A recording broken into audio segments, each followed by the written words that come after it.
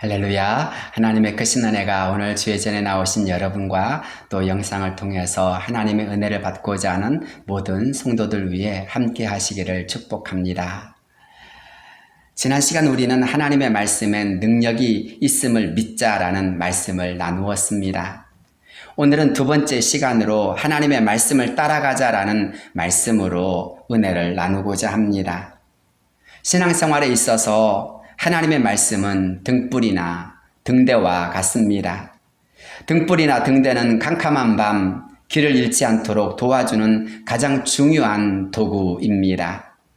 마찬가지로 하나님의 말씀도 그렇습니다. 우리가 하나님의 말씀을 읽거나 들을 때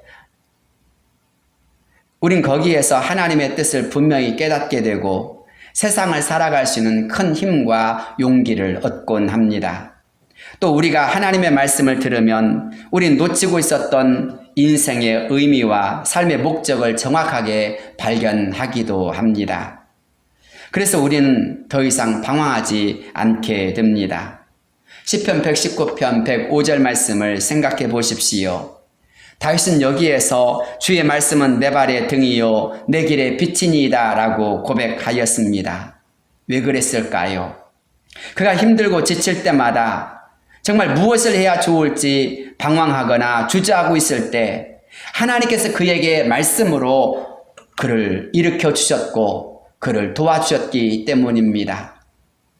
때로는 위급한 일을 당하거나 때로는 고난에 직면하였을 때 도저히 일어날 수 없는 좌절과 시리에 빠졌을 때 그때마다 하나님은 말씀으로 그에게 다가와 주셨고 그를 인도해 주셨습니다. 그래서 다윗은 여호와의 말씀에 대하여서 내 발의 등이요 내 길의 빛이라고 고백한 것입니다. 오늘 우리가 읽은 본문을 보십시오. 본문은 다윗이 블레셋 사람들에게 약탈을 당하였던 그일라 사람들을 구원해주는 이야기가 기록되어 있습니다. 그런데 이때 다윗의 상황이 어떻습니까? 그는 사울 왕에 의해서 쫓겨다니고 있었습니다. 사울은 다윗이 어디 있다는 말을 들으면 즉시 군대를 보내어 다윗을 잡으려고 했고 또 죽이려고 했었습니다. 사울왕이 다윗을 죽이려고 하는 이유가 무엇 때문입니까? 다윗이 전쟁터에서 블레셋 장수 골리앗을 죽이고 승리하며 돌아왔을 때 여인들이 뛰놀면서 이렇게 노래를 했습니다. 사울의 죽인 자는 천천히요 다윗의 죽인 자는 만만이로다. 사무엘상 18장 8절을 보면 사울이 그 말에 불쾌하여 심히 노하여 이르되 다윗에게는 만만을 돌리고 내게는 천천만 돌리니 그가 더 얻을 것이 나라 말고 무엇이냐 하고 그날 후로 사울이 다윗을 주목하였더라. 이때부터 사울왕은 수단과 방법을 가리지 않고 다윗을 죽이려고 했습니다. 시기와 질투심 때문입니다. 시기와 질투심 때문에 사울은 다윗을 죽이려고 했고 그런 다윗을 죽임으로 말미암아 자신의 권자를 끝까지 지키고자 했습니다. 하지만 사울왕의 그런 모든 것은 끝날 줄을 몰랐습니다. 심지어 다윗을 도와주었다는 이유로 제사장 아히멜렉과 놉성에 살고 있던 모든 사람들을 잔혹하게 죽여버리는 일도 있었습니다. 그렇습니다. 사람의 시기와 질투 그리고 자신의 권자를 지키겠다는 그 욕심이 다윗을 끊임없이 위험과 죽음에 내몬 것입니다. 상황이 이렇다 보니 다윗은 한시도 안심하거나 마음 편할 수가 없었습니다. 그런데 바로 그때 다윗은 그일라 주민들에 대한 소식을 들었던 것입니다. 1절입니다. 사람들이 다윗에게 전하여 이르되 보소서 블레셋 사람이 그일라를 쳐서 그 타작마당을 탈취하더이다 하니 다윗을 보십시오. 이런 소식을 듣자마자 다윗은 어떻게 행동합니까? 자신이 어떻게 행동해야 할지 하나님께 물었다라고 했습니다. 사랑하는 성도 여러분, 다윗이 하나님께 사랑받는 비결이 무엇이었습니까? 한마디로 말씀 중심의 생활이 아닐까요? 그렇습니다. 다윗은 철저히 하나님의 말씀을 듣고자 했고 또 그 하나님의 말씀에 따라 행동하고자 했습니다. 하나님의 말씀에 따라 행동하는 것, 그것이 다윗의 신앙이자 마음이었습니다. 그래서 다윗이 한 일이 무엇입니까?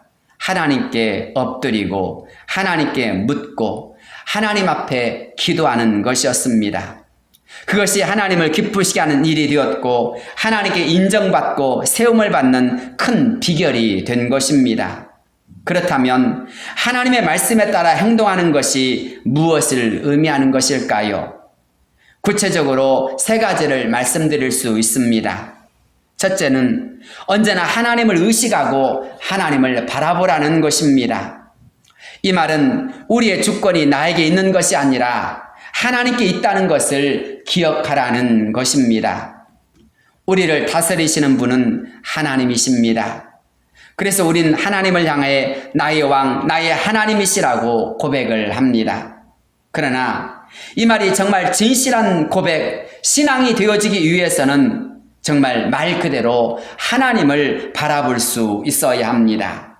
시편 123편 1절로 2절에서 다윗은 자신의 마음을 이렇게 고백하고 있습니다. 하늘에 계시는 주여, 내가 눈을 들어 주께 향하나이다. 상전의 손을 바라보는 종들의 눈같이, 여주인의 손을 바라보는 여종의 눈같이 우리의 눈이 여호와 우리 하나님을 바라보며 우리에게 은혜 베풀어 주시기를 기다리나이다.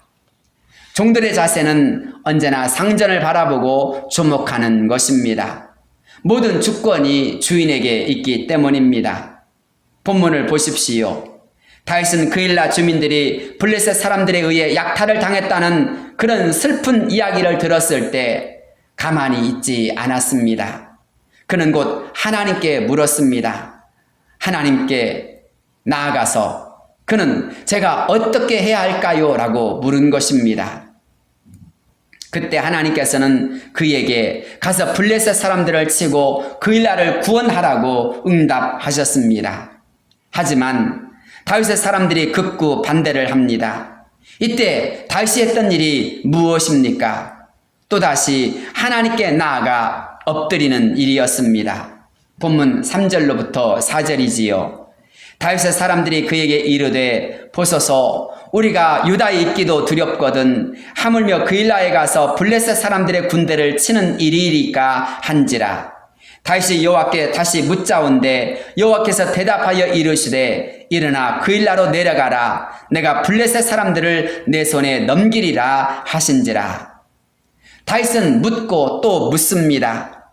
하나님께 아뢰고 또 아뢰면서 다윗은 전진합니다. 조금 느릴 수 있습니다. 조금 번거로울 수 있습니다. 조금 자존심이 상할 수가 있습니다. 그러나 다윗은 하나님 앞에서는 어린아이처럼 아뢰고 또 아뢰입니다. 마치 하나님이 옆에 계시는 것 같은 상상을 할 수가 있습니다. 하나님과 동행하는 다윗을 엿볼 수 있고 언제나 하나님을 따라 사는 다윗을 느낄 수가 있습니다. 기도를 한다는 것이 무엇일까요? 나의 사정을 하나님께 아뢰는 것이라고 할 수 있습니다. 그러나 또 한편 하나님의 말씀을 듣는 것이 아닐까요? 그렇습니다. 기도란 나의 사정을 하나님께 아뢰고 또 하나님의 말씀을 듣는 것, 곧 하나님과의 대화라고 말할 수 있습니다. 좋은 대화의 특징이 무엇입니까? 크고 작은 이야기를 모두 나눈다는 것입니다.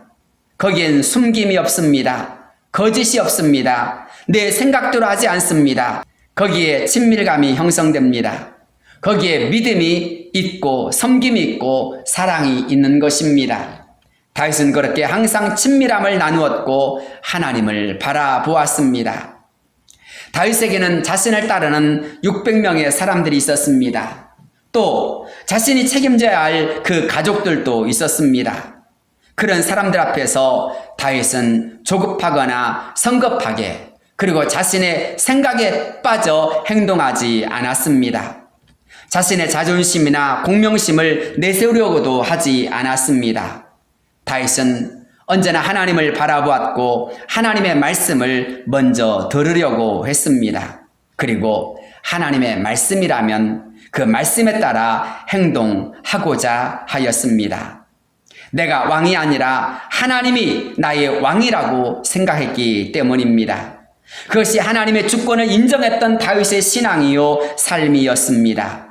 다윗은 모든 주권이 하나님께 있음을 온전히 믿었기에 하나님의 말씀이 아니면 그는 행동하지 않았고 하나님의 말씀이라면 그는 언제나 순종하고자 했습니다. 그렇습니다.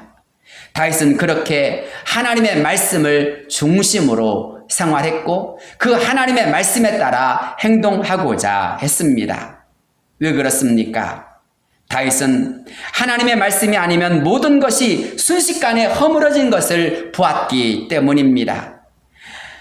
만왕의 왕이신 하나님, 모든 것을 다스리시며 주관하신 하나님이 떠나가시면 세상의 부귀와 영화, 평강과 건강, 모든 것이 아무것도 아님을 사울왕을 통해서 보았기 때문입니다.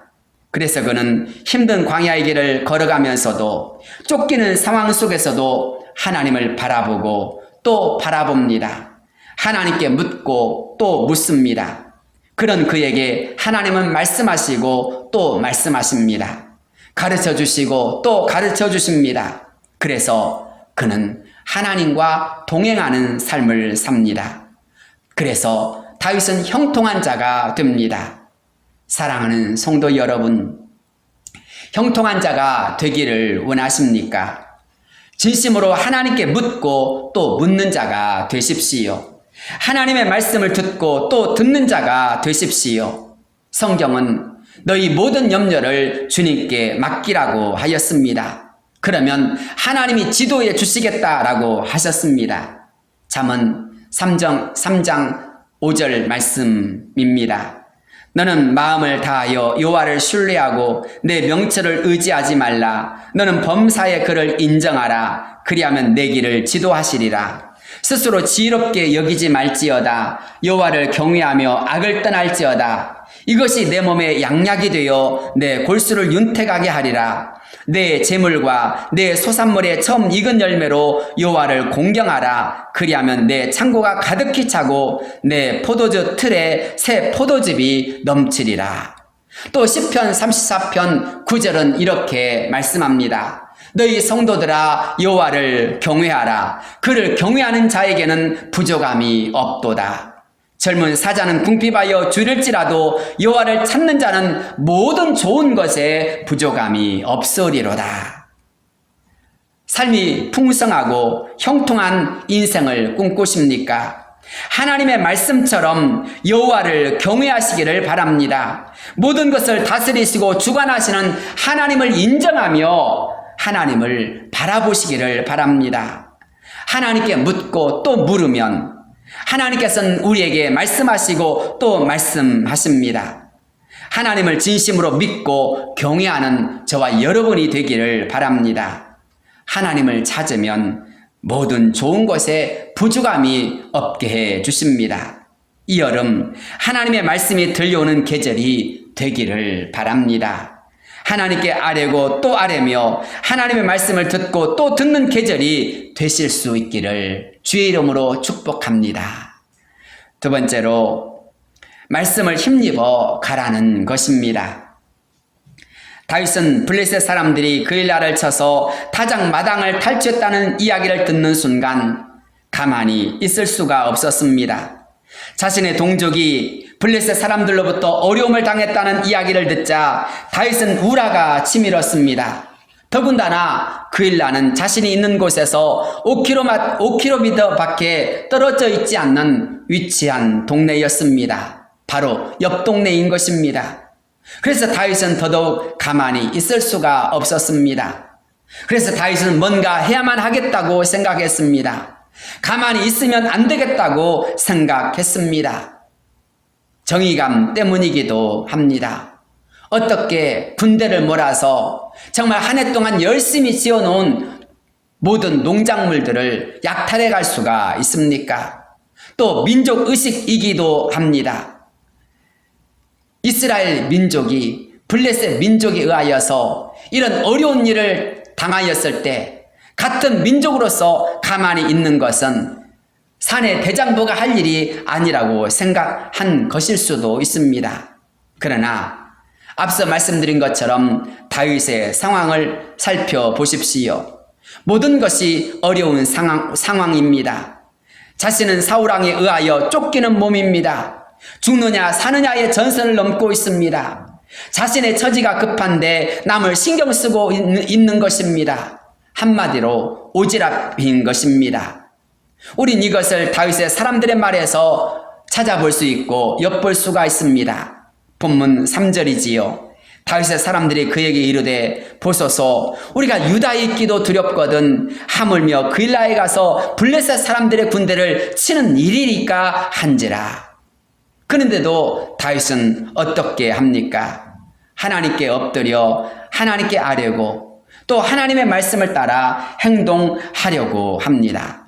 하나님의 말씀만 하시면 제가 가서 그일라 사람들을 구원해 내겠습니다 하는 그런 자세입니다. 그것은 일반 사람들로서는 결코 이해가 되지 않는 일입니다. 죽음을 자초하는 일이요 어려움을 향하여 일부러 달려가는 행동이기 때문인 것입니다. 하지만 다윗의 마음엔 정의감이 살아있습니다. 뜨거운 동포애가 살아있습니다. 그래서 다윗은 어려운 상황이지만 하나님의 도우심을 힘입어서 그 모든 어려움을 당한 사람을 돕고자 합니다. 민족의 자긍심을 드높이며 하나님의 우리와 함께 하심을 드러내고자 하는 것입니다. 그래서 다윗은 하나님께 엎드립니다. 하나님께 간절히 아뢰며 하나님의 도우심을 하나님의 뜻을 구합니다. 왜 그렇습니까? 하나님이 주시는 힘이 절대적으로 필요함을 그는 누구보다 잘 알기 때문입니다. 하나님의 인도하심이 필요하다는 것을 잘 알기 때문입니다. 내가 아무리 하고 싶고 또 그 일이 옳고 정당해도 그 일을 하기 위해선 내 힘만으로는 부족하다는 것을 다윗은 인정합니다. 그래서 모든 힘을 가지신 하나님, 전능하신 하나님의 도우심을 그는 힘입고자 합니다. 그렇지 않으면 자신도 어렵고 또 자신을 따르는 사람들을 사지로 몰아넣을 수도 있기 때문입니다. 역대상 11장을 보면 다윗을 도와 나라를 세웠던 사람들 가운데 다윗의 용사에 대한 말씀이 나옵니다. 그중 30 우두머리가 있었는데 그 중에서도 세 사람의 용기에 대해 이렇게 기록하고 있습니다. 30 우두머리 중 세 사람이 바위로 내려가서 아둘람굴 다윗에게 이를 때에 블레셋 군대가 르바임 골짜기에 진쳤더라. 그때 다윗은 산성에 있고 블레셋 사람들의 진영은 베들레헴에 있는지라. 다윗이 갈망하여 이르되 베들레헴 성문 곁 우물물을 누가 내게 마시게 할꼬 하매 이 세 사람이 블레셋 사람들의 군대를 돌파하고 지나가서 베들레헴 성문 곁 우물물을 길어가지고 다윗에게로 왔으나 다윗이 마시기를 기뻐하지 아니하고 그 물을 여호와께 부어드리고 이르되 내 하나님이여 내가 결단코 이런 일을 하지 아니하리이다. 생명을 돌아보지 아니하고 갔던 이 사람들의 피를 어찌 마시리이까 하고 그들이 자기 생명도 돌보지 아니하고 이것을 가져왔으므로 그것을 마시기를 원하지 아니하니라. 새 용사가 이런 일을 행하였더라. 새 용사의 용명도 출중합니다만 다윗은 자신의 말 한마디 때문에 하마터면 이렇게 가장 용명 있는 새 용사를 잃어버릴 뻔했다는 것을 깨닫고 결단코 다신 이런 일을 하지 않겠다고 다짐한 것입니다. 생각 없이 했던 그 말 한마디 때문에 정말 소중하고 용맹스러운 새 용사를 잃을 뻔했다는 것입니다. 그렇습니다. 나의 사소한 말 한마디, 나의 무책임한 행동 하나 때문에 큰 일이 발생하거나 희생을 치러야 할 때가 있습니다. 불미스러운 일이 발생하고 때로는 엄청난 대가를 지불해야 할 때가 있습니다. 얼마 전 쿠팡 덕평 물류창고에서 일어났던 화재 사건을 생각해 보십시오. 분명 화재 경보기가 울렸음에도 불구하고 그것을 무시한 바람에 대형 화재 사고가 일어나지 않았습니까? 또 광주광역시에서 있었던 철거 건물 붕괴 사고를 생각해 보십시오. 안전을 무시하고 밑에서부터 건물을 철거하다가 생긴 일이 아닙니까? 그 때문에 애꿎은 버스 탑승자 10여 명이 죽지 않았습니까? 또 요즘 코로나19로 인해서 사람들이 스트레스를 받다 보니 음주운전 사고가 얼마나 잦은지 모릅니다. 또 캠핑을 가서 잡아가는 사람들이 많습니다. 그런데 캠핑장에 쓰레기를 버리고 오는 바람에 시골 사람들이 얼마나 골치를 아파하는지 모른다고 합니다. 모두 사소하게 나만 생각하기 때문입니다. 믿음의 사람들의 특징은 나보다 공동체를 생각하고 하나님의 뜻에 따라 행동하는 사람들입니다. 설령 어려움이 있을지라도 옳은 일을 위해서는 주저하지 않습니다. 그것 때문에 사람들의 반대에 부딪힐 때도 있고 손해와 위험을 감수해야 할 때도 있습니다. 그러나 내가 아무리 옳다 할지라도 먼저 하나님께 묻고 하나님의 말씀에 따라 행동하는 사람들, 아니 언제나 하나님의 말씀을 힘입어서 나가는 사람들이 바로 하나님의 말씀을 따라 나가는 사람들의 특징인 것입니다. 그렇습니다. 나와 내면을 하나님의 말씀으로 채우고 나를 반대하는 사람들조차도 하나님의 말씀으로 설득하는 사람, 바로 그것이 다윗의 특징이었습니다. 분명 다윗의 사람들은 모두 반대를 외치었습니다. 그러나 그때 다윗은 포기하거나 좌절하지 않았습니다. 오히려 하나님 앞에 나아가 기도했습니다. 본문 4절을 보십시오. 다윗이 여호와께 다시 묻자온데 여호와께서 대답하여 이르시되 일어나 그 일나로 내려가라. 내가 블레셋 사람들을 내 손에 넘기리라 하신지라. 하나님의 말씀이 다시 들려왔습니다. 그때 다윗은 어떻게 행동하였습니까? 5절이지요. 다윗과 그의 사람들이 그 일나로 가서 블레셋 사람들과 싸워 그들을 크게 쳐서 죽이고 그들의 가축을 끌어오니라. 다윗이 이와 같이 그 일나 주민을 구원하니라. 다윗은 내 생각이 옳다고 해서 자신의 의견만을 고집하지 않았습니다. 모든 형편과 상황을 통해서 자신을 반대하는 사람들의 의견을 무시하지도 않았습니다.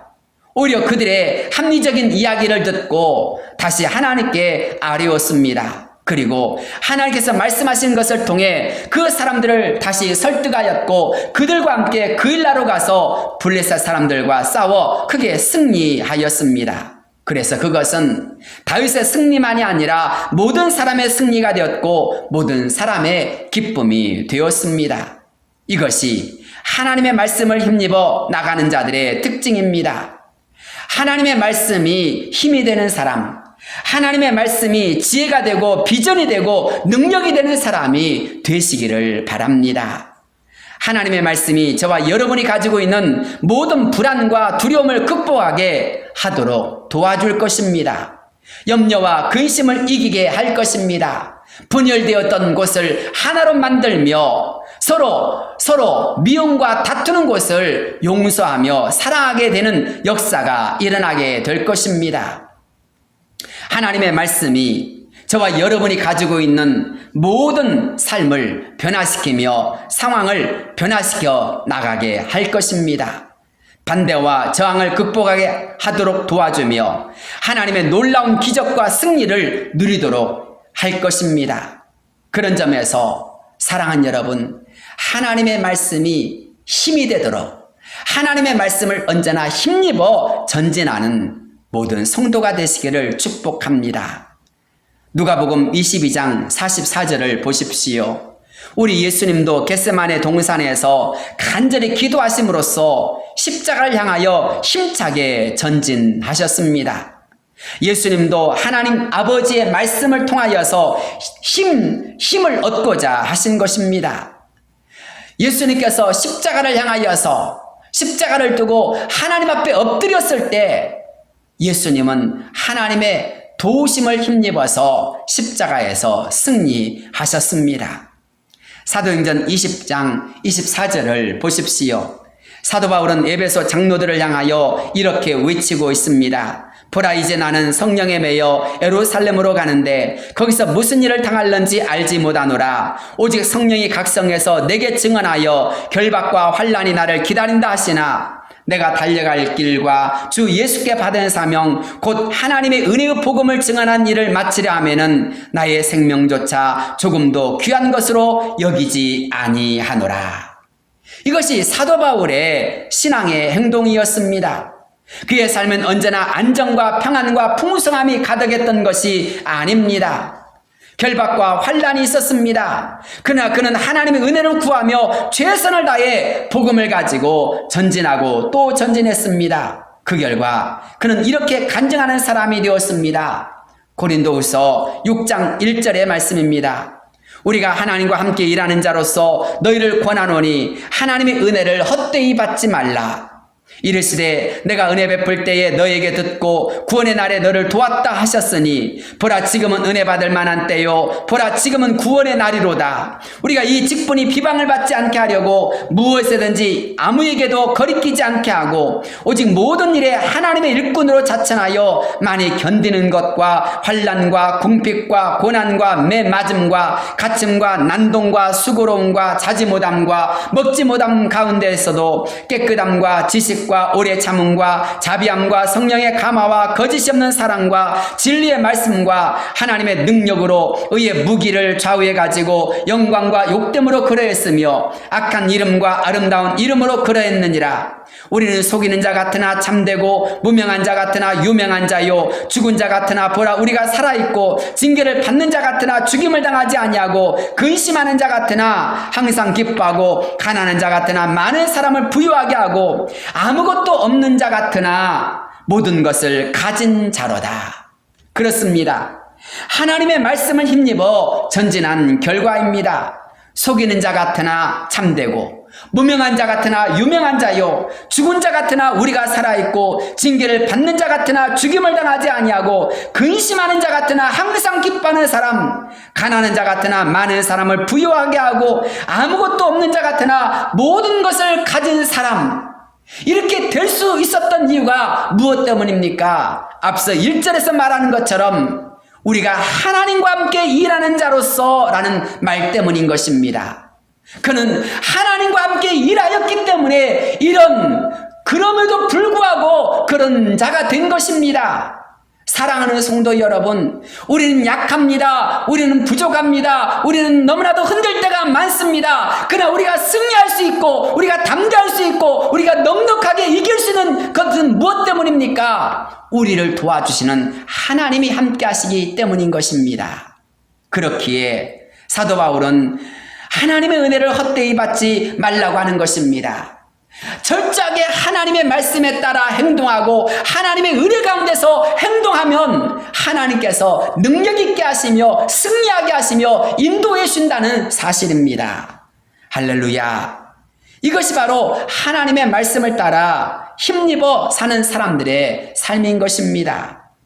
사랑하는 성도 여러분, 그런 점에서 하나님의 말씀이 여러분의 가슴을 부흥케 하시기를 바랍니다. 여러분의 가슴이 고동칠 것입니다. 하나님의 말씀이 여러분을 반대하는 사람들에게 전해지도록 하십시오. 그들이 여러분의 동력자가 되고 친구가 될 것입니다. 승리의 파트너가 될 것입니다. 하나님의 말씀을 힘입어 전전한 사람들에게도 분명 고난과 위기는 있습니다. 그러나 하나님의 말씀을 힘입어 전진한 사람들에겐 오히려 그것이 기적의 불씨가 될 것입니다. 하나님의 살아계심을 드러내는 통로가 될 것입니다. 애굽의 노예로 팔려갔던 요셉이 그랬고 골리앗 앞에 물맷돌을 든 다윗이 그랬으며 사자굴 속에 다니엘이 그랬습니다.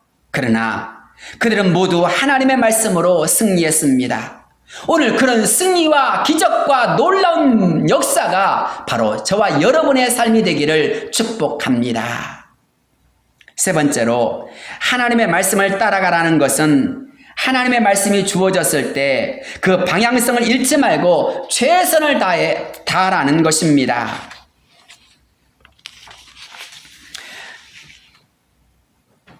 하나님의 말씀의 특징은 분명한 행동과 결단을 촉구할 때가 많습니다. 더 이상 애매모호하지 않습니다. 뚜렷한 방향과 결단을 하도록 합니다. 본문 4절부터의 말씀을 다시 읽어보십시오. 하나님은 다윗에게 그일라로 내려가라고 말씀하셨습니다. 다윗은 자신을 따르는 사람들과 함께 그일라로 가서 최선을 다해 싸웠습니다. 블레셋 사람들이 누구입니까? 그들은 이스라엘 사람들을 두렵게 하던 사람들이었습니다. 그들은 장대한 사람들이었고 싸움에 능한 사람들이었습니다. 그래서 다윗의 사람들도 그들에 대해서는 두려움을 갖고 있었다고 하였습니다. 3절 말씀을 보십시오. 다윗의 사람들이 그에게 이르되 보소서 우리가 유다에 있기도 두렵거든 하물며 그일라에 가서 블레셋 사람들의 군대를 치는 일이리까 한지라. 그러나 다윗은 하나님의 말씀이 들려온 순간 승리를 확신하였습니다. 결코 주저하거나 멈칫거리지 않았습니다. 용기를 내야 할 때가 있습니다. 최선을 다해 행동해야 할 때가 있습니다. 하나님이 말씀하실 때에는, 하나님의 말씀이 들려올 때에는 이미 축복이 보장된 상황입니다. 최선을 다하는 것이 우리의 자세요, 행동하는 것이 우리의 책임인 것입니다. 창세기 22장 말씀을 한번 생각해 보십시오. 하나님은 아브라함에게 독자 이삭을 번제로 드리라고 말씀하셨습니다. 아브라함이 이삭을 데리고 모리아산에 도착하였습니다. 그런데 이삭이 제사할 불도 있고 나무도 있는데 제사할 제물은 어디 있느냐라고 아버지에게 물었습니다. 그때 아브라함이 뭐라고 대답하였습니까? 너희 하나님께서 예비하시리라 라고 대답하였습니다. 왜 아브라함은 이렇게 대답하였을까요? 하나님을 믿었기 때문입니다. 하나님께서 그에게 말씀하셨을 때 순종하면 반드시 하나님은 은혜를 베풀어 주실 것이라고 믿었습니다. 그래서 그는 최선을 다해 하나님의 말씀에 순종했습니다. 아들을 결박하여 제단에 올려놓고 칼을 들어 치려고 하였습니다.